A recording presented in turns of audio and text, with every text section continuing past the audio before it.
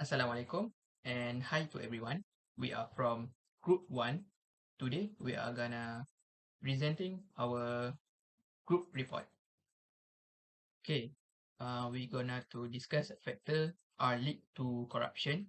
The first, corruption is heavily influenced by a low salary of the public administration staff, which is they are trying to improve their financial position by accepting uh, bribes and the result. The second thing is the higher salary it also strengthen the negotiation power of official lead to the higher corruption. Based on the study, it's very difficult to determine whether the higher wage lead to reduction in the corruption. The second thing, the poor state of the public administration, which a result of the political congregation of the official which the result in a loyalty usually exceeding to the professional standard. Also, the strongly influence corruption. The fourth is, in addition, there is also satisfaction with their work done by the official. The more they are justified their work job or the workplace, the higher the level of the corruption can be. Lastly, the economy unfortunately depend on the politics and often reflects the rule and of the law. At the same time, the economy mentally sometimes as a corruption and the misleading behavior is actually as a crime. It's not a part of the old business practice. Hello everyone, my name is Mama Uzai and I'm going to talk about the professional ethics and legislation. Corruption emerges and spreads as a result of lack of potential ethics and ineffective legislation governing corruption as a criminal violation, as well as the prosecution and sanction of it. The ineffective sanctioning of corruption also has a significant impact as it raises the likelihood of individuals who may involve continuing their corruptive behavior while also increasing the likelihood that the others may join their corruption as a result of the ineffective punishment. The sole lack of professional ethics is a unique problem as administration need varying amount of time to build or change their ethics and professional standard. As in common in transition countries, in some ethics and professional standards change overnight and approach the equivalence in developed democracies, and in some they remain the same as in socialism. It is exactly in transition countries that softer forms of corruption are frequently regarded as acceptable, just justified. As a result, even in countries that manage illicit corruption efficiently, there is a prevalent kind of legal corruption due to lack of professional ethics. So, the corruption also result in lack of openness and oversight by supervisory bodies. Corruption thrives where there is a lack of legal foundation or political will to control, allowing for a non-transparent functioning of both politics and economy.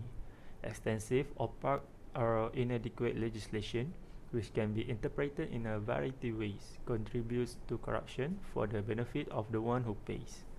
Okay, my name is Muhammad Karidin. By myself, I will explain about habits, custom, tradition, and demographic. Okay, the first, corruption is specifically different in different nations. Only in Europe can we find two extreme, the freezing north, where corruption is completely abhorrent, and warm south, where the corruption is practically normal and socially acceptable.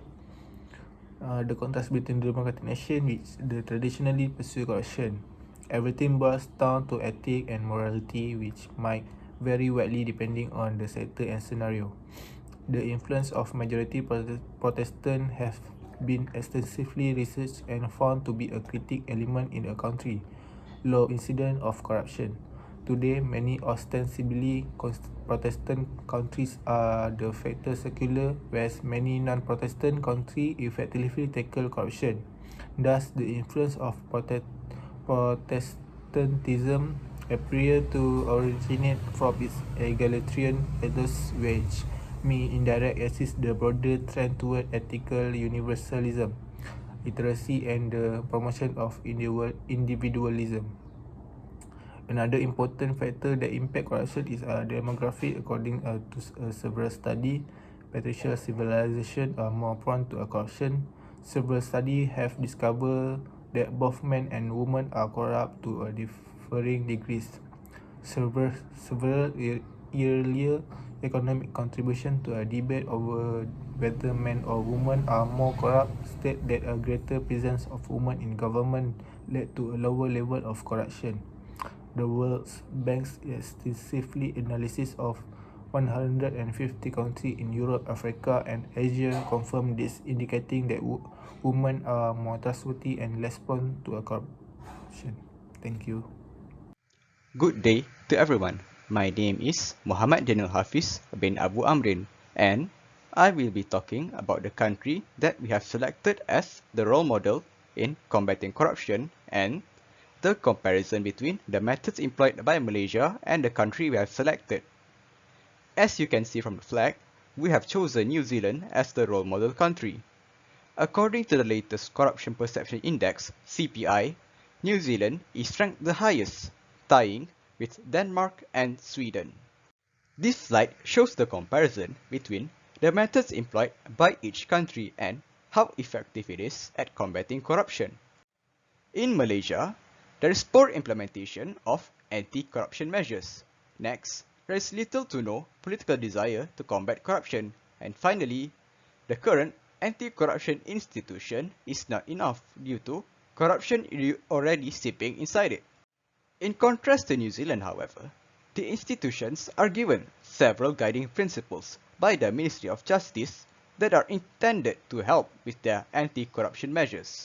Among the guiding principles are proportional, where the anti-corruption measures implemented according to the organization or department managed. Next is top-level management. The leaders must be committed in combating corruption in the company or organization in order to inspire the people below. And finally, risk assessment.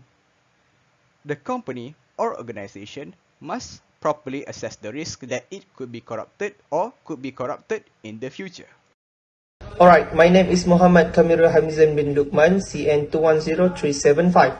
And now I will share with you guys there are various ways of technology can contribute in innovating ways to identify and reduce corruption and bribery. So for this topic, I will share with you guys 3 ways.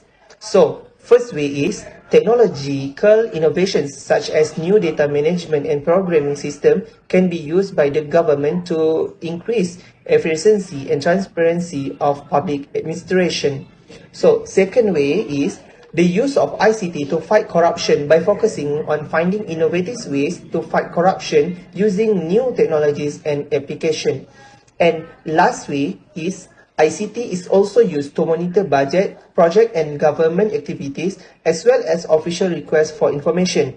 For example, access to information, budget monitoring, monitoring of political life, monitoring of social services, monitoring of the judiciary, and monitoring of illegal logging. So they are example ways for the technology to contribute in innovating ways to identify and reduce corruption and bribery.